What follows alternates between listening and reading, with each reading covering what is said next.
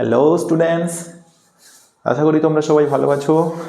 আজকে আমি চলে এলাম তোমাদের সামনে প্রশ্নবিচিত্রা সমাধান করব নবম শ্রেণীর পশ্চিমবঙ্গ মধ্যশিক্ষা পর্ষদের যে নবম শ্রেণীর প্রশ্নবিচিত্রা অর্থাৎ রায়মার্টিনের যে প্রশ্নবিচিত্রা আছে, তো সেই রায়মার্টিনের প্রশ্নবিচিত্রা আমি আজকে তোমাদের কাছে সমাধান করব বলে চলে এলাম। এর আগের ক্লাসে আমি তোমাদের প্রথম যে স্কুলটা আছে, প্রথম পর্যায়ক্রমিক মূল্যায়নের প্রথম স্কুল, সেইটা সমাধান করে দিয়েছিলাম। তো আজকের ক্লাসে আমি তোমাদের 2 নম্বর স্কুলটা আছে অর্থাৎ বালুরঘাট হাই স্কুলের যে অঙ্কের প্রশ্নগুলো আছে সেইটা আমি আজকে তোমাদের সলভ করব।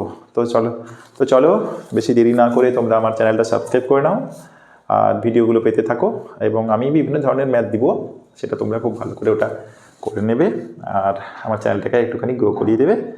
এইটুকুনি তো আমাদের কাছে বলা। তো চলো বেশি দেরি না করে আমরা আজকে শুরু করি দ্বিতীয় স্কুল অর্থাৎ বালুরঘাট হাই স্কুলের যে প্রশ্নটা আছে। চলো, তবে প্রথম প্রশ্নটা কী আছে দেখো।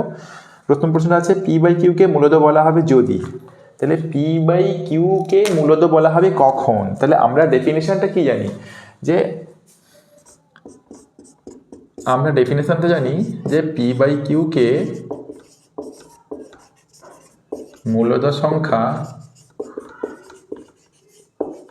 বলা হয় যদি Q not equals to 0 হয় এবং তার সঙ্গে আরও একটা থাকে P ও Q, তার সঙ্গে থাকে কি PQ উভয়েই পূর্ণ সংখ্যা, PQ দুটোই পূর্ণ সংখ্যা। এইটা হলে তবে আমরা বলি যে P/Q আকারটাকেই মূলদ সংখ্যা বলা হয়। কিন্তু এখানে তোমরা অপশান দেখবে, প্রথমে অপশানটাতে দেওয়া আছে P ও Q উভয়ই মৌলিক সংখ্যা, তাহলে শুধু মৌলিক হলে তো হবে না। আচ্ছা, PQ উভয়ই কেবলমাত্র ধনাত্মক সংখ্যা, কিন্তু দেখো এখানে মেনলি আমাদের যেটা জানতে হবে সেটা হচ্ছে কি কিউটা নট ইকুয়ালস টু 0, কিন্তু Q নট ইকুয়ালস টু 0 এখানে কোনো অপশানই নেই। তার মানে আমাদের কোন অপশানটা হবে এখানে? তার মানে তোমরা দেখে নেবে এখানে যে 4টি অপশান আছে, 4টি অপশানের মধ্যে 4 নম্বর যে অপশানটা আছে কোনোটি নয়, ওই অপশানটাই তাহলে আমাদের এখানে হবে। তার কারণ কিউ নিয়ে আমাদের মেনলি যেটা মেনশন করতে হবে সেটা হচ্ছে কি, যে কিউটাকে নট ইকুয়ালস টু 0 হতে হবে। বাট এখানে কোনো অপশান নেই, কিন্তু কিউ নট ইকুয়ালস টু 0 নেই, তার মানে আমাদের কোন অপশানটা হচ্ছে? তার মানে আমাদের অপশান ডি হচ্ছে। ওকে, তো তাহলে ফার্স্ট কোশ্চেনের অপশান ডি। ওকে, তো ওয়ানের অ্যান্সার হলো অপশান ডি, অর্থাৎ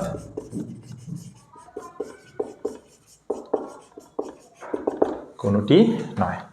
চলো, তো হ্যাঁ, 2 প্রশ্নটা খুব ভালো প্রশ্ন, সেটা কিন্তু তোমাদের ভালো করে করতে হবে। আমি একটু তাড়াতাড়ি করে করাবো, না হলে ভিডিওগুলো অনেক বড় হয়ে যাবে। তো কী দেওয়া আছে? 256 whole to the power 0.16 into 256 whole to the power 0.9। Okay, তো দেখো এখানে তাহলে আমরা অ্যাকচুয়ালি দুটো সংখ্যা দেওয়া আছে যাদের নিধান একই দেওয়া আছে 256 এবং সূচক দুটো আলাদা দেওয়া আছে। তাহলে আমরা অলরেডি জানি সূচকের নিয়ম অনুসারে যে দুটো সংখ্যা যদি গুণের আকারে থাকে এবং তাদের নিধানগুলো যদি একই হয় তাহলে সূচক দুটো যোগ হয়ে যায়। তো তাহলে দেখো আমরা এটাকে কি লিখতে পারি? 256 whole to the power 0.16 into 0.9। এবারে দেখো আমরা এই যে 256 আছে, এই 256টাকে আমরা 4 টু দি পাওয়ার 4 লিখতে পারি। কত? 4 টু দি পাওয়ার 4 লিখতে পারি। তাহলে 4 two the power 4 equals to, sorry এখানে প্লাস হয়ে যাবে, এই দুটোকে প্লাস করলে কত পাবো আমরা? 0.25। তো তাহলে দেখো সূচকের নিয়ম অনুসারে তাহলে এই দুটো আমাদের কি হয়ে যায়? গুণ হয়ে যায়। কোন নিয়ম অনুসারে? না, x to the power a whole to the power b যদি হয়, এটা সমান লেখা হয় x to the power a into b। তাহলে এই নিয়ম অনুসারে আমরা এটাকে কত লিখতে পারি? 4 টু দি পাওয়ার 4 ইন্টু 0.25। তার মানে 4 টু দি পাওয়ার 4 ইন্টু 0.25 গুণ করলে দেখবে আসবে 1। তার মানে 4 টু দি পাওয়ার 1 অর্থাৎ 4। তাহলে আমাদের কোন অপশানটা হলো? তাহলে 1 এর 2 এর অপশান হলো গিয়ে এর অপশানটা। তাহলে 1 এর 2 এর কোন অপশান হলো? 1 এর 2 এর অপশান হলো এ, অর্থাৎ 4। তাহলে 1 এর 2 এর অপশান হলো এ, অ্যান্সার হলো 4। ওকে, তো চলো পরের কোশ্চেনে আমরা যাই। তো পরের কোশ্চেনটা কি আছে তোমরা দেখো, ফটাফট দেখে নাও। হ্যাঁ, পরের কোশ্চেনে দেওয়া আছে দুটো 2 চল বিশিষ্ট একঘাত সমীকরণ দেওয়া আছে, তাদের যে 4টে অপশান দেওয়া আছে। কি দেওয়া আছে? 3 নম্বরে দেওয়া আছে দেখো 2x plus 3y equals to 28। 2x plus 3y equals to 28 দেওয়া আছে। আর একটা দেওয়া আছে 2x প্লাস 3y ইজিক্যালস টু 24। এখানে বলা আছে এই সমীকরণগুলোর সাধারণ সমাধানযোগ্য হবে নাকি একমাত্র সমাধান থাকবে। সাধারণ সমযোগ্য এবং অসংখ্য সমাধান আছে, সাধারণ সমাধানযোগ্য নয় এবং কোনোটিই নয়। তাহলে দেখো আমরা জানি কি যে যদি দুটো সমীকরণ a1x plus b1y plus c1 equals to 0 এবং a2x plus b2y plus c2y ইজিক্যালস to 0, এই দুটো সমীকরণের যে দেখো যদি আমরা a1/a2 equals to b1/b2 not equals to c1/c2 হয় তাহলে কোনো সমাধান থাকে না। এইটা হয়, তাহলে a1/a2 সমান b1/b2 not equals to c1/c2 হলে কোনো সমাধান থাকে না। তাহলে আমরা যদি এইটার সঙ্গে অর্থাৎ যে আমাদের যে প্রশ্নটা দেওয়া আছে সেই প্রশ্নের যদি আমরা এই সহগগুলোর তুলনা করি অর্থাৎ এই কন্ডিশনটা ব্যবহার করি তাহলে আমরা কি দেখতে পাবো দেখো। তাহলে দেখো এক্স এর সহগগুলো তাহলে হচ্ছে 2/2 equals to 3/3 not equals to দেখো 28/24, কারণ এগুলো কেটে গেলে 1 থাকবে, এগুলো কেটে গেলে 1 থাকবে। 1 আর 1 সমান হচ্ছে, কিন্তু 28/24 সঙ্গে নিশ্চিতভাবে 1 সমান হবে না। তার মানে আমাদের এখানে কোন অপশানটা হচ্ছে না, এই দুটো সমীকরণের কোনো সাধারণ সমাধান নেই, অর্থাৎ সাধারণ সমাধানযোগ্য নয়। তাহলে দেখো আমাদের এই কন্ডিশনটা তাহলে আমরা অ্যাপ্লাই করতে পারলাম।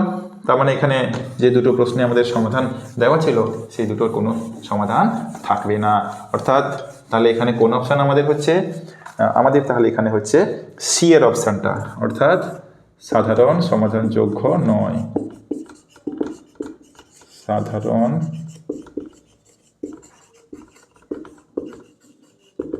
সমাধানযোগ্য নয়। আচ্ছা, চারের অপশানটা কি আছে দেখো। চারের অপশানে দেওয়া আছে যে চারের কোশ্চেনে দেওয়া আছে x to the power n minus y two the power n বহুপদী সংখ্যামালার একটি উৎপাদক x প্লাস y কখন হবে। তার মানে x to the power n minus y two the power n এর একটি উৎপাদক হবে x প্লাস y। দেখো এখানে যদি আমরা একদম ছোট্ট করে একটা উদাহরণ নিয়ে নিই, যদি n এর মান আমরা 1 নিয়ে নিই, তার মানে এইটার তখন ভ্যালু কত আসবে না x মাইনাস y। তাহলে x মাইনাস ওয়াই উৎপাদক কখনো x প্লাস ওয়াই হতে পারে না। তার মানে যখন n ইকুয়ালস টু 1 হচ্ছে তখন কিন্তু কোনো উৎপাদক আমাদের x প্লাস ওয়াই হচ্ছে না।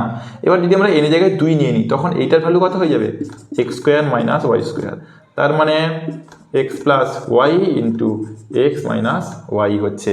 তাহলে দেখো এবারে তাহলে এইটার একটা উৎপাদক কিন্তু আমাদের x প্লাস ওয়াই, অর্থাৎ যেটা দেওয়া ছিল সেটা হয়ে যাচ্ছে।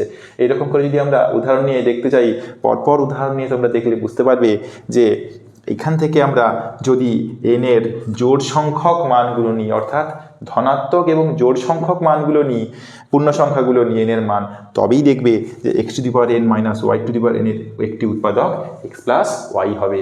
এছাড়া যদি আমাদের এখানে বলা থাকতো x to the power n minus y to the power n এর একটি উৎপাদক x মাইনাস ওয়াই, তাহলে n এর যে কোনো পূর্ণ সংখ্যার মানের জন্য, অর্থাৎ ধনাত্মক, অর্থাৎ n এর যে কোনো আমাদের অখণ্ড সংখ্যার জন্য, যে কোনো স্বাভাবিক সংখ্যার জন্য এখানে আমাদের একটি উৎপাদক x মাইনাস ওয়াই হতো। তার মানে এখানে আমাদের কোন অপশানটা হচ্ছে, তাহলে এখানে আমাদের অপশান হচ্ছে গিয়ে 4 নম্বর যে এখানে আমাদের আছে অপশানটা হচ্ছে গিয়ে হ্যাঁ বিতে যে অপশানটা আছে n একটি যুগ্ম ধনাত্মক পূর্ণ সংখ্যা। তাহলে এটা তোমাদের মনে রেখে দিতে হবে, n একটি যদি যুগ্ম ধনাত্মক পূর্ণ সংখ্যা হয় তবে x to the power n minus y to the power n এর একটি উৎপাদক হবে x প্লাস ওয়াই। তাহলে এখানে কোন উৎপাদক হলো বির অপশানটা n একটি যুগ্ম ধনাত্মক সংখ্যা, n একটি যুগ্ম ধনাত্মক সংখ্যা। ওকে চলো, তো ভির দাগের কোশ্চেনটা কি আছে দেখো। হ্যাঁ, ভির দাগে একটা কোশ্চেন এখানে দেওয়া আছে, সামান্তরিকের একটি কোণ এবং তার সংলগ্ন দুটি কোণের 2/3 হয়। তাহলে আমরা একটা সামান্তরিক অঙ্কন করে নিই, তার জন্য তো আমি এটা মুছে দিলাম।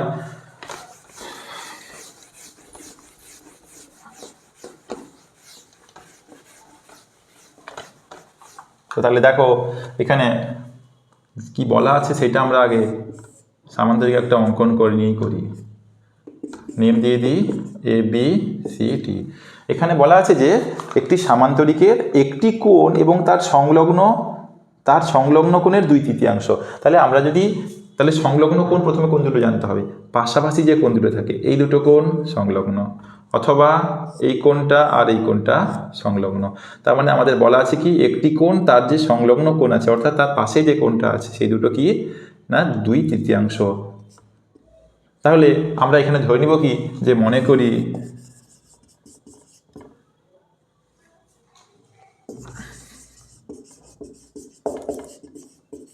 সামান্তরিকের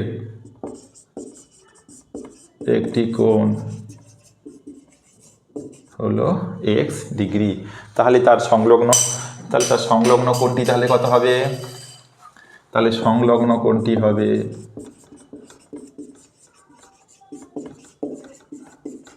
তাহলে এই কোণটার 2/3 অর্থাৎ 2/3 গুণিতক x ডিগ্রি, তার মানে 2x ডিগ্রি বাই 3। এবারে দেখো আমাদের এইটা জানতে হয় যে সামান্তরিকের তো বিপরীত এই দুটো বাহু তো এই বাহুটা আর এই বাহুটা পরস্পর সমান্তরাল এবং তাদের একটি ছেদক আছে। তার মানে এই দুটো কোণকে যোগ করলে আমরা পাই 180 ডিগ্রি, কারণ ছেদকের একই দিকে যে দুটো সমান্তরাল সরলরেখা থাকে তার সেই দুটো কোণের যোগফল হয় 180 ডিগ্রি। তার মানে আমরা এখানে কি লিখতে পারবো? x degree plus 2x degree by 3 equals to 180 degree. তার মানে এখান থেকে আমরা লসাগু করলে 3, তাহলে 3x plus 2x equals to 180। তার মানে 5x ইকুয়ালস টু 180 গুণিতক 3 আর 2 যোগ করলে 5, আর এই 3টা ওদিকে চলে গেলে গুণ হয়ে যাচ্ছে। তাহলে x ইকুয়ালস টু হচ্ছে 180 গুণিতক 3/5, কাটাকুটি করলে 36 সমান হচ্ছে গিয়ে 108। কিন্তু আমাদের এখানে বলা আছে কি না, বলা আছে এখানে যে ক্ষুদ্রতম কোণ। তাহলে এই কোণটা আর x এর মান যদি 108 হয় তাহলে নিশ্চিতভাবে 2x/3 এর মানটা আমাদের কম হবে, কারণ 2/3। তাহলে অতএব ক্ষুদ্রতম কোণটি হবে 2 গুণিতক, এবারে x 2 গুণিতক 2x/3 ডিগ্রি ছিল, তো x এর জায়গায় যদি আমরা 108 মানটা বসিয়ে দিই তাহলে কত হবে? 2 গুণিতক 108/3, তাহলে 36 সমান 36 দিয়ে 72 ডিগ্রি। তাহলে আমাদের এখানে 1-এর 5-এর কোন অপশানটা হলো না 1-এর 5-এর আমাদের বির অপশানটা হলো। 1-এর 5-এর অপশান বি কি দেওয়া আছে? অপশান বিতে 72 ডিগ্রি। ওকে, তো চলো পরের কোশ্চেনে আমরা যাই। পরের কোশ্চেনে কি বলা আছে? একটি বিন্দুর x অক্ষ থেকে ধনাত্মক দিকে দূরত্ব 5 একক। এই জিনিসগুলো খুব ভালো করে বুঝতে হবে এবং এই জিনিসগুলো বুঝতে গেলে আমাদের পুরো ক্লিয়ার আমাদের একটা আইডিয়া থাকা দরকার। ক্লিয়ার আইডিয়া নয়, পুরো পরিষ্কার ধারণা থাকা দরকার যে আমাদের কিভাবে কি বলা আছে। তাহলে চলো, যেহেতু বলা আছে এখানে দুটো অক্ষ, তাহলে প্রথমে আমরা দুটো অক্ষ অঙ্কন করে নিই। এটা হচ্ছে x অক্ষ, এটা হচ্ছে y অক্ষ। তার মানে এটা y ড্যাশ, এটা হচ্ছে x ড্যাশ। কি বলা আছে? একটি বিন্দুর x অক্ষ থেকে ধনাত্মক দিকে দূরত্ব। তাহলে x অক্ষ থেকে দূরত্ব তার মানে কি? x অক্ষ এইটা, এখান থেকে দূরত্ব মানে কি হয়? উপরের দিকে থাকবে, না হয় নিচের দিকে থাকবে। তার মানে এখানে বলা আছে x অক্ষ থেকে ধনাত্মক দিকে, তার মানে কি এই বিন্দুটার অবস্থান তাহলে নিশ্চিতভাবে উপরের দিকে হবে। x অক্ষ থেকে ধনাত্মক মানে x অক্ষ থেকে উপরের দিকে থাকছে। এবং কি বলেছে? y অক্ষ থেকে ঋণাত্মক দিকে। তাহলে y অক্ষ থেকে ঋণাত্মক দিকটা তাহলে কোন দিকে হচ্ছে? এইটা y অক্ষ, ওই দিকটা গেলে তাহলে ধনাত্মক দিকে যাব, আর বাঁদিকে এলে ঋণাত্মক দিকে আসবো। তাহলে আমরা কোন দিকে আসছি? না ঋণাত্মক দিকে আসছি। তাহলে দেখো দুটোর তাহলে মিটিং পয়েন্ট কোথায় হচ্ছে? এই পাতটা হচ্ছে তাহলে দুটোর মিটিং পয়েন্ট। তার মানে যে বিন্দুটা আমরা পাবো সেটা তাহলে কোন পাদে থাকছে? সেটা আমাদের তাহলে দ্বিতীয় পাদে থাকছে। তাহলে আমাদের x অক্ষ থেকে ধনাত্মক, x অক্ষ থেকে ধনাত্মক, তার মানে কি উপরের দিকে যত মানগুলো নেবো y এর পজিটিভ মানগুলো নিই, তাহলে y এর মানটা তাহলে এখানে কত বলা আছে? 5 একক দূরে, অর্থাৎ y স্থানাঙ্কটা হচ্ছে গিয়ে 5। আর কি বলা আছে? x অক্ষ থেকে y অক্ষ থেকে ঋণাত্মক দিকে 7 একক। তাহলে y অক্ষ এইটা, ঋণাত্মক দিকে 7 একক মানে বাঁ দিকে। তার মানে এই দিকে আর ওদিকে তো আমরা শুধু x এর মানগুলো নিই, তার মানে সেটা হয়ে যাবে x স্থানাঙ্ক, তাহলে -7। তার মানে মাইনাস প্লাস হলে কোন পাদ থাকে আমরা জানি না? মাইনাস পাদ প্লাস মানেই আমাদের তৃতীয় পাদে থাকে। তাহলে আমাদের এই অপশানটা কোথায় হয়ে গেল? তাহলে 1-এর 6-এর অপশানটা আমাদের হয়ে গেল ঋণাত্মক, অর্থাৎ x এর মানটা ঋণাত্মক এবং y এর মানটা ধনাত্মক। তার মানে আমাদের অপশানটা হয়ে গেল আমাদের দ্বিতীয় পাদ। তার মানে কোন অপশান আছে? বির অপশানে আছে আমাদের দ্বিতীয় পাদ। ওকে, তো চলো 1-এর দাগের কোশ্চেনগুলো শেষ করলাম। খুব দেরি না করে আমরা 2-এর দাগের কোশ্চেন শুরু করব। আচ্ছা, দুয়ের দাগে প্রথম প্রশ্নটা কী দেওয়া আছে দেখো, সংখ্যা রেখায় √5কে প্রতিস্থাপন করো। অলরেডি এটার জন্য আমি একটা ভিডিও আমার গত ক্লাসে অর্থাৎ আলিপুরদুয়ার হাই স্কুলের ক্লাসে দেওয়া আছে, সেই জন্য আমি আর এটা করছি না, কারণ আমি আলিপুরদুয়ার স্কুলের ক্লাসে অলরেডি তোমাদের আমি √5কে সংখ্যা রেখায় প্রতিস্থাপন করিয়ে দিয়েছি। তো চলো এর পরের প্রশ্নটা কী দেওয়া আছে, দুইয়ের দাগের দুইয়ের দাগে দুইয়েতে কী দেওয়া আছে না 5⁵ plus 0.01 whole square minus 5⁵ minus 0.01 whole square equals to দেওয়া আছে কত 5⁴x ইজিক্যালস টু 5⁴x। এইখান থেকে আমাদের x এর মান বের করতে হবে। চলো তাহলে দেখো এটা খুব সহজেই আমরা করে নিতে পারবো। দেখো যদি আমরা এই 5⁵কে a কল্পনা করি আর 0.01কে b কল্পনা করি, তাহলে কি হবে a plus b whole square minus a minus b whole square. তাহলে কিসের সূত্র হয় না a plus b whole square minus a minus b whole square equals to আমরা জানি 4ab সূত্র হয়। তাহলে এখানে মানগুলো যদি বসিয়ে দিই তাহলে কত লিখতে পারবো না 4 × 5⁵ × 0.01 ইজিক্যালস টু 5⁵x। কোন সূত্র ব্যবহার করলাম 4ab সূত্র ব্যবহার করলাম। তো 4ab সূত্র ব্যবহার করলে আমাদের এই আকারটা এলো। তো চলো এবার তাহলে আমরা একটু কাটাকুটি করে দিই। তাহলে কথা হচ্ছে 4 × 5⁵ × 1/100, কারণ 0.01 মানেই 1/100 হয় ইজিক্যালস টু 5⁵x। কাটাকুটি করে দাও 25, তাহলে 5⁵ মানে কত 5² ইজিক্যালস টু 5⁵x। তার মানে এখানে আমরা কি লিখবো, এই দুটো সূচক তাহলে মাইনাস হয়ে যাবে 5 - 2 ইজিক্যালস টু 5⁵x। তার মানে এসে গেল 5⁵ ইজিক্যালস টু 5⁵x। তার মানে এখান থেকে x এর কত মান আমরা পাচ্ছি 3। তাহলে x এর মান আমরা কত পেলাম, তাহলে x এর মান হয়ে গেল 3। ওকে, তো চলো পরের কোশ্চেনে আমরা যাই। পরের কোশ্চেনে কি আছে দেখা যাক। আচ্ছা মুছে দিয়ে এটা হয়ে গেছে। তো চলো পরের কোশ্চেনে হচ্ছে গিয়ে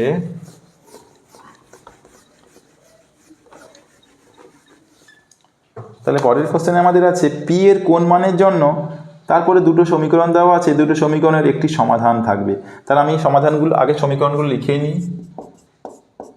সমীকরণগুলো কি কি দেওয়া আছে না 3x - 4y ইজিক্যালস টু 1, আর এটা দেওয়া আছে 9x প্লাস py ইজিক্যালস টু 2। তো দেখো এই সমীকরণগুলোকে তাহলে আমরা একটু সাধারণ আকারে সাজিয়ে নিই। কি লেখা যাবে না 3x - 4y - 1 ইজিক্যালস টু 0, আর এটাকে কি লেখা যাবে 9x প্লাস py - 2 ইজিক্যালস টু 0। দেখো আমরা অলরেডি কি জানি, বলা আছে যে একটিমাত্র সমাধান থাকবে। দুটো সমীকরণের একটিমাত্র সমাধান কখন থাকে না যদি a1/a2 আগারটা আগে লিখে দিই আরেকবার, দিলে তোমাদের বুঝতে সুবিধা হবে। তো যদি দুটো সমীকরণ এইভাবে থাকে a1x plus b1y plus c1 equals to 0 আর a2x plus b2y plus c2 equals to 0, এই দুটো সমীকরণের একটিমাত্র সমাধান কখন থাকে না যদি a1/a2 not equals to b1/b2 হয়। এই দুটো যদি নট ইজিক্যালস টু হয় তবেই একটিমাত্র সমাধান আমরা পাবো। তাহলে যেহেতু প্রশ্নে আমাদের বলে দেওয়া আছে যে দুটো সমীকরণ দেওয়া আছে, সেই দুটো সমীকরণের একটিমাত্র সমাধান, তাহলে সেখানে আমরা কি লিখবো, তাহলে একটিমাত্র সমাধান থাকবে যদি 3/9 নট ইজিক্যালস টু -4/p হয়, অর্থাৎ x এর সহগগুলোর অনুপাত আর y এর সহগগুলোর অনুপাত যদি সমান না হয়। তাহলে কাটাকুটি করে দাও 3 × 3 3 × 3 = 9, কোনাকুনি গুণ করে দিলে p দেখো নট ইজিক্যালস টু 3 × 4 = -12, অর্থাৎ p এর মান যদি -12 না হয় তবে আমরা এই যে দুটো সমীকরণ দেওয়া আছে তাদের একটিমাত্র সমাধান কেবলমাত্র থাকবে। তাহলে আমাদের কোন অপশানটা, এখানে অপশান তো নেই, তাহলে আমাদের অ্যান্সারটা হয়ে গেল কি, অতএব p নট ইকুয়ালস টু -12। ওকে, তো চলো আমরা এরপরে তাহলে 2 এর দাগের 4টা করি।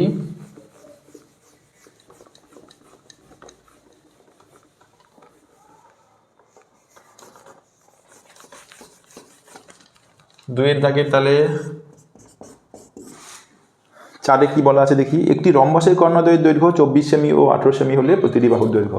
তো চলো তাহলে একটা আমরা রম্বস আগে অঙ্কন করে নিই।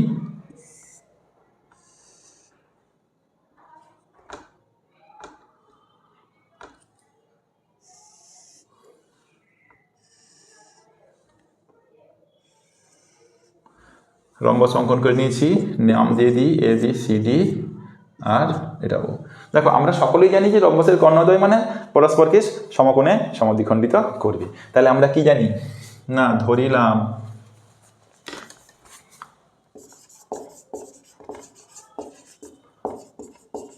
ABCD রম্বসের দুটো কর্ণের দৈর্ঘ্য দেওয়া আছে। চলো আমরা এখানে BD কর্ণটাকে বেশি ধরলাম BD ধরো 24 সেমি আছে, আর AC ধরে নিলাম কত আছে এখানে আমাদের 18 সেমি। তাহলে কি জানি আমরা না, রম্বসের কর্ণদ্বয় পরস্পরকে সমকোণে সমদ্বিখণ্ডিত করে। তাহলে আমরা কি জানি, আমরা জানি রম্বসের কর্ণদ্বয় পরস্পরকে সমকোণে সমদ্বিখণ্ডিত করে।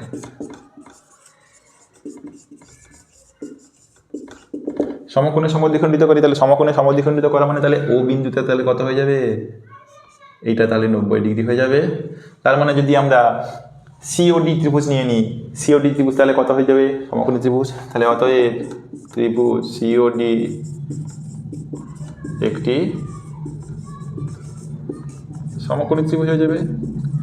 প্রত্যেকটা কোণই 90 ডিগ্রি, এটাও 90, এটাও 90, এটাও 90, সবগুলো কোণ 90 ডিগ্রি।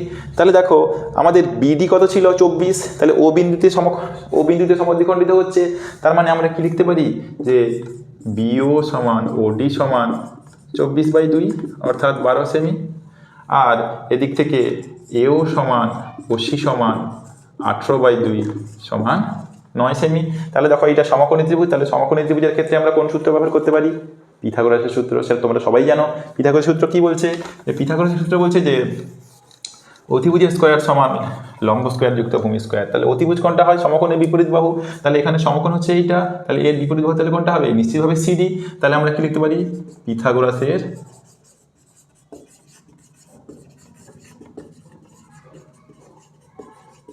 উপপাদ্য থেকে পাই তাহলে CD square equals to OD square plus OC square.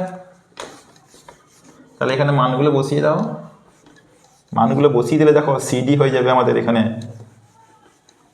CD হয়ে যাবে আমাদের রম্বসের বাহু। তাহলে OD কত ছিল, 12 স্কয়ার যুক্ত 9 স্কয়ার। তাহলে 12 স্কয়ার মানে 144 আর 9 স্কয়ার মানে 81। তাহলে 225 যোগ করলে তাহলে CD সমান হয়ে যাবে √225 অর্থাৎ 15। তাহলে রম্বসের বাহু দৈর্ঘ্য কত হয়ে গেল, রম্বসের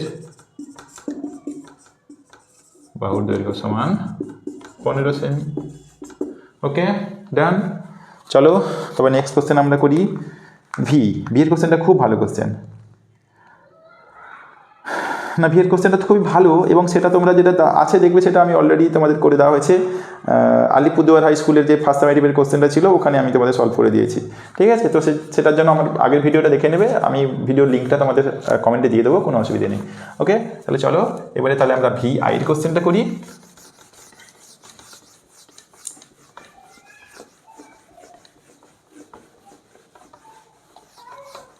তাহলে VI এর কোশ্চেনটা কি দেওয়া আছে, VI এর কোশ্চেনে দেওয়া আছে দেখো, হ্যাঁ এটা খুব ভালো কোশ্চেন। 3x ইজিকলস টু দেওয়া আছে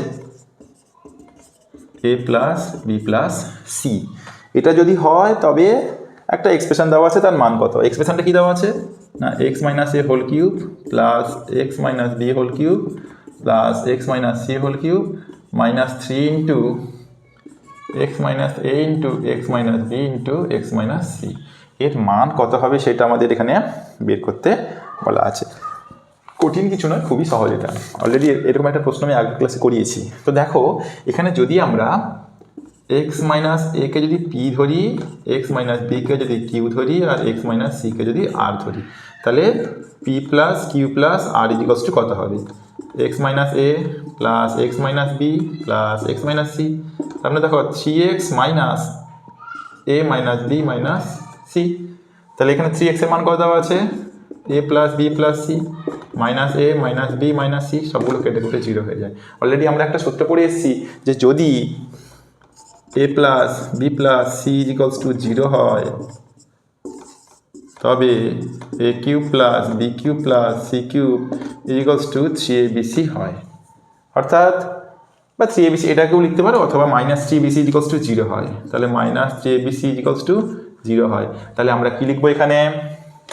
তাহলে দেখো এটাকে যদি আমরা এখানে ব্যবহার করে দিই তাহলে আমরা কি পাবো? তাহলে কি লিখবো না, যেহেতু, তাহলে এটার জায়গায় আমরা কি লিখবো না, যেহেতু x minus a plus x minus b plus x minus c equals to 0, তার মানে আমরা কি লিখতে পারি যে এর মানটা হয়ে যাবে 0। ঠিক আছে, এর মানটা দেখো আমরা এখানে বের করে দিতে পারি। তাহলে আমরা কি লিখলাম? এর মানটা একটু বের করে দেখে নেওয়া যাক, তোমাদের একবার দেখিয়ে দিই। তাহলে x plus x minus a minus b minus c, তাহলে 3x মানে এখানে কত আছে? a plus B plus c minus a minus b minus c, কেটে কেটে 0। তাহলে এটা যেহেতু 0 হয়ে গেছে, তাহলে এর মানটাও তাহলে কত হয়ে যাবে না, এর মানটাও তাহলে আমাদের হয়ে যাবে 0। ওকে, চলো তবে আমরা এর পরের কোশ্চেনে যাই। পরের কোশ্চেনে কি দেওয়া আছে? সমীকরণের একটা সমীকরণ দেওয়া আছে, সেই সমীকরণের লেখচিত্রটি এবং অক্ষদ্বয় দ্বারা গঠিত ত্রিভুজের ক্ষেত্রফল কত নির্ণয় করে। এটা খুব ভালো কোশ্চেন। এটার জন্য আমাদের অ্যাকচুয়ালি গ্রাফ লাগতো, এই মুহূর্তে গ্রাফ যেহেতু নেই, তবুই আমি তোমাদের এটা করে দেওয়ার চেষ্টা করছি একটা আইডিয়া করে।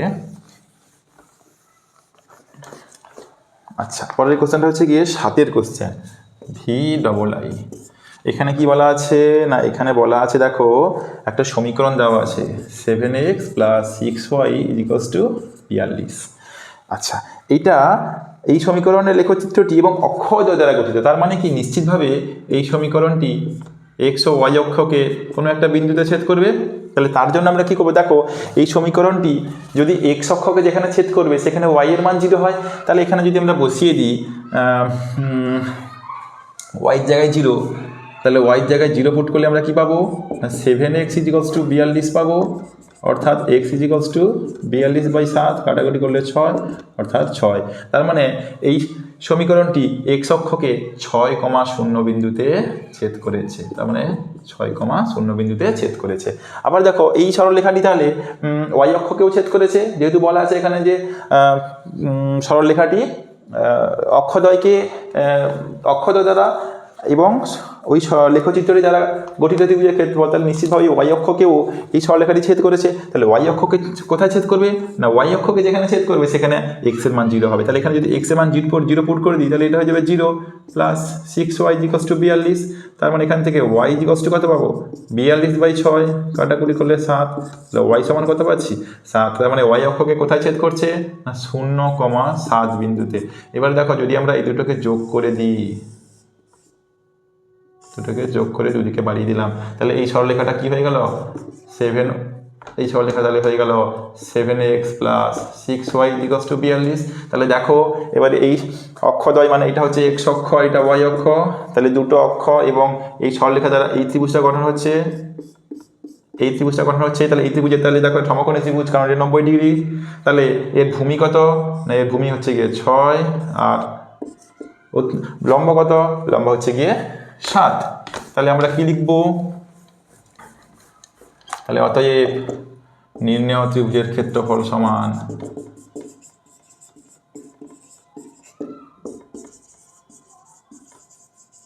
কি হয়, আমরা জানি হাফ গুণিতক ভূমি গুণিতক উচ্চতা। তাহলে হাফ গুণিতক ভূমি কত 6, উচ্চতা কত 7, তাহলে 2 3 6 সমান 7 2 21 বর্গ একক। ওকে, খুব ভালো প্রশ্ন, ভালো করে এটা করে রাখতে হবে। তো চলো এবারে আমরা 3 দাগের কোশ্চেনে চলে যাই। 3 দাগের কোশ্চেনগুলো খুব ভালো আছে। আচ্ছা, 3 দাগের প্রথম কোশ্চেনটা দেখো কি দেওয়া আছে। 3 দাগের প্রথম কোশ্চেনটা দেওয়া আছে এখানে,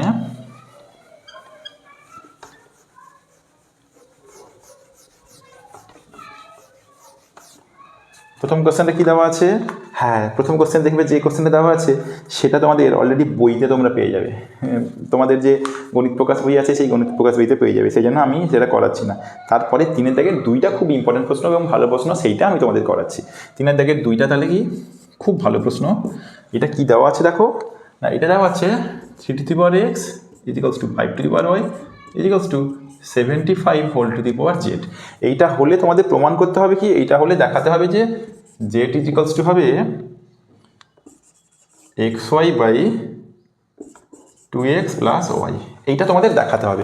তো চলো এইটার জন্য তাহলে আমরা কি করব না, তাহলে আমরা সবাই জানি এটা যদি তিনটে ইকুয়ালস টু হয় এটাকে আমরা কে ধরে নিই, যেখানে কেটা নট ইকুয়ালস টু 0 হয়, তাহলে আমরা কি লিখে নেব যে ধরিলাম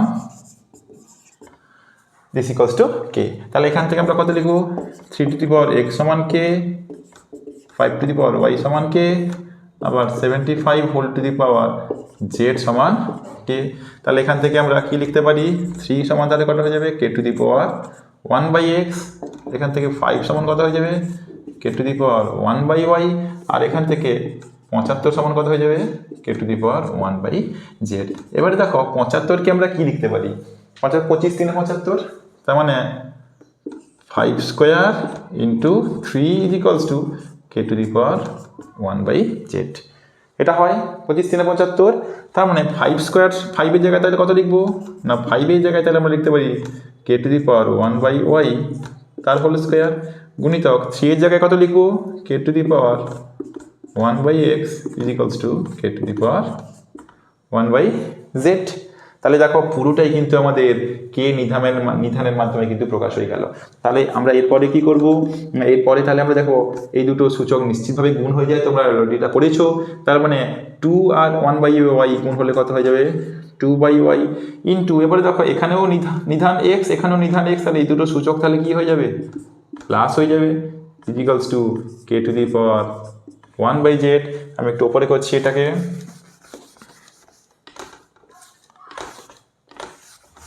তাহলে পরের লাইনে কি হয়ে যাচ্ছে দুদিকে দেখুন যেহেতু দুটো সংখ্যা সমান হয়ে গেছে নিধান সমান হয়ে গেছে, তাহলে সূচক দুটো সমান হয়ে যাবে। তাহলে সূচক দুটো সমান হলে আমরা কি লিখবো 2 by y plus 1 by x is equals to 1 by z. এবার এটাকে আমরা একটু সরল করে নিব। সরল করলে কি পাবো না, সরল করলে দেখো এদিকে আমাদের লসাগু হয়ে যাবে এক্স ওয়াই, তাহলে এটা হয়ে যাচ্ছে 2x plus y by 1 by z. কোনাকুনি গুণ করে দাও বা উল্টে দাও, উল্টে দিলে কত পাবো x y by 2x plus y is equals to z by 1। তার মানে দেখো জেড সমান হয়ে গেল x y by 2x plus y. তাহলে এইটাই আমাদের প্রমাণ করে দেওয়া ছিল, এটাই আমাদের প্রমাণ হয়ে গেল। তাহলে এটা আমাদের হয়ে গেল প্রমাণিত। ওকে, আচ্ছা পরের প্রশ্নে তাহলে আমরা চলে যাই। এরপরে আছে লেখচিত্রের সাহায্যে সমাধান। লেখচিত্রের সাহায্যে সমাধানগুলো আমি তোমাদের শুধুমাত্র বিন্দুগুলো বের করে নিব। বিন্দু হিসেব করে বসানো তো তোমরা অলরেডি জানো, বিন্দুগুলো জাস্ট আমরা বের করে নিই। বিন্দুগুলো এখানে কি কি দেওয়া আছে দেখো, দেওয়া আছে যে 2x plus 3y equals to 12। কী দেওয়া আছে এটা হচ্ছে গিয়ে আমাদের 4-এর দাগের 1। কী দেওয়া আছে 2x plus 3y equals to 12। তাহলে এখান থেকে আমরা 3y ইকুয়ালস টু কত পাবো 12 minus 2x, y equals to পাবো 12 মাইনাস 2x বাই 3। তাহলে এখানে আমরা বিন্দুগুলো বের করে নাও। বিন্দুগুলো বের করার জন্য একটা টেবিল করে নিতে হয়, সেটা তোমরা সকলেই জানো। তাহলে x, y, দেখো x এর জায়গায় যদি তুমি 0 পুট করে দাও তার মানে 12 মাইনাস 0 4 হয়ে যাবে। আচ্ছা x এর জায়গায় তুমি যদি 3 পুট করো তাহলে 3 2 6, 12 থেকে 6 বাদ দিলে তোমার এটা হয়ে যাচ্ছে 6, মানে y মান 2 হয়ে যাচ্ছে। এবার x এর জায়গায় তুমি যদি মাইনাস 3 পুট করো তাহলে 18, মানে 6 হয়ে যাচ্ছে। তাহলে আমি প্রথম যে সরলরেখাটা ছিল সেখান থেকে 3টে বিন্দু বের করে দিয়েছি, তোমরা সেগুলোকে লেখচিত্রে বসিয়ে বিন্দুগুলোকে যোগ করে তোমরা একটা সরলরেখা পেয়ে যাবে। আচ্ছা এরপরে পরের যে সমীকরণটা দেওয়া আছে সেটা আমরা লিখি। কি দেওয়া আছে পরের সমীকরণটা 2x ইকুয়ালস টু 3y দেওয়া আছে। তো আমরা এখান থেকে আমরা x সমান কত পাবো 3y বাই, আচ্ছা y মানটা বের করে নিই, y মানটা বের করাই। তাহলে y সমান কত হবে 2x বাই 3। এর জন্য আমরা আরেকটা টেবিল করে নিই, x y, প্রথমে x এর জায়গায় 0 পুট করে দাও, y জায়গাতেও 0 হবে। x এর জায়গায় 3 পুট করো, দেখবে এখানে 2 হবে। আচ্ছা x এর জায়গায় যদি আমরা 6 পুট করি, x এর জায়গায় যদি আমরা 6 পুট করি তাহলে কত পাবো আর 6 পুট করলে তোমরা দেখতে পাবে এটা 6 দিয়ে 12, তাহলে 3 4 12 হয়ে যাবে। তার মানে দেখবে তোমরা যখন বিন্দুগুলো বসাবে তাহলে এই তিনটে বিন্দু অর্থাৎ 0 4 3 2 -3 6 বিন্দু যোগ করলে একটা সরলরেখা পাচ্ছি। আবার 0 0 3 2 6 4 এই তিনটে বিন্দু অর্থাৎ এখানে আমরা তাহলে কোন বিন্দুগুলো পেলাম 0, 4 3, 2 আর -3, 6 এই বিন্দুগুলো যোগ করলে একটা সরলরেখা পাবো। আর এখান থেকে 0, 0 3, 2 আর 6, 4 এই বিন্দুগুলো যোগ করলে আরেকটা সরলরেখা পাবো। এবার দেখবে সরলরেখা যে দুটো জায়গায় ছেদ করবে সেইখানেকার x স্থানাঙ্কটা হয়ে যাবে এই দুটোর সমীকরণের x এর সমাধান, আর y স্থানাঙ্কটা হয়ে যাবে এই দুটো সমীকরণের x এর y এর সমাধান। তাহলে দেখো আমরা এমনি এখানে যে টেবিল করেছি টেবিল থেকেই বুঝতে পেরে যাচ্ছি যে 3 আর 2 এখানেও আছে এখানেও আছে, তার মানে আমাদের সমাধানটা হয়ে যাবে x সমান 3 আর y সমান 2। পরের ভিডিওতে আমি তোমাদের এগুলো লেখচিত্র অঙ্কন করে দেখিয়ে দেবো, ঠিক আছে? তো চলো পরের কোশ্চেনে আমরা যাই। 4 দাগের 2তে কি বলা আছে?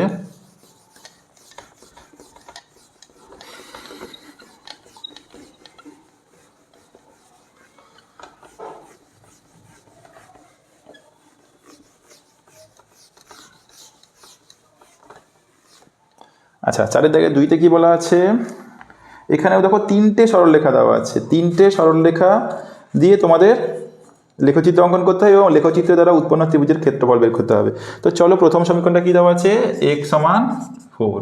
তাহলে x সমান 4 মানে এটা y অক্ষের সমান্তরাল হবে। আমি তোমাদের জাস্ট একটা আইডিয়া দিয়ে দিচ্ছি।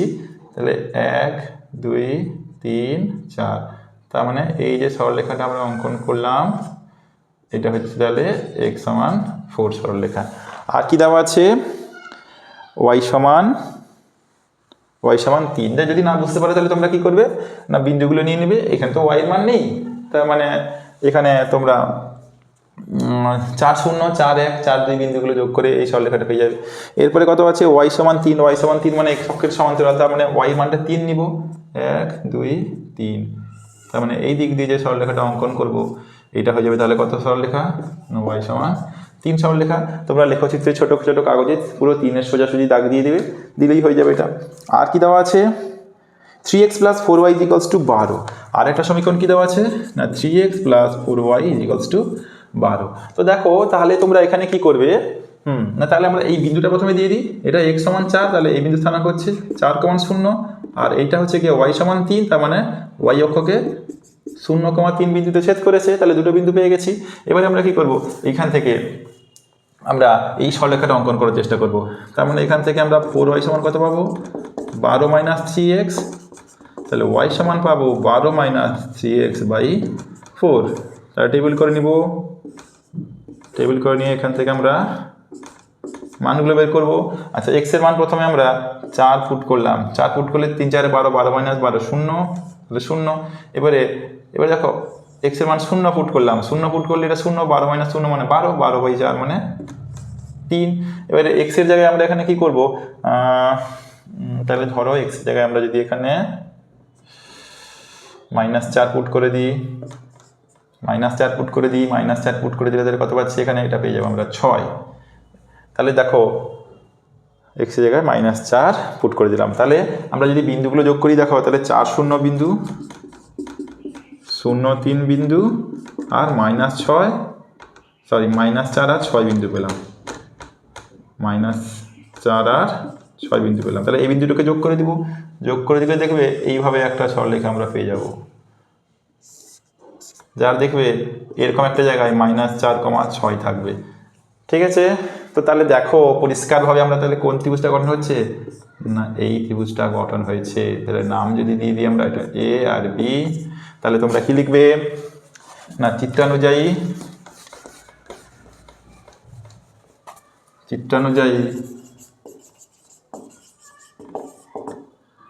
x সমান 4 y সমান 3 এবং 3x + 4y = 12 সরলরেখা দ্বারা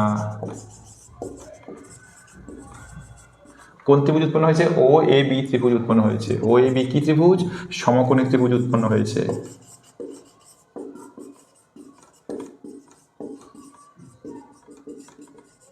সমকোণী ত্রিভুজ উৎপন্ন হয়েছে যার ভূমি হচ্ছে OB সমান দেখো 4 একক, এটা 4 একক, এখান থেকে এটা 4 আর এখান থেকে এটা 3। আর অতিভুজ অতিভুজ নয়, লম্ব, লম্ব কত, লম্ব ওবি, এখানে ভূমিটা হচ্ছে আমাদের ওএ, তার লম্ব তেমন কত হচ্ছে 3 একক। তাহলে অতএব নির্ণেয় ত্রিভুজের ক্ষেত্রফল সমান হয় কি জানি আমরা, হাফ ইন্টু ভূমি ইন্টু উচ্চতা, ভূমি মানে 4, উচ্চতা মানে 3, তাহলে 2 2 4, তাহলে 2 3 6 একক। ওকে।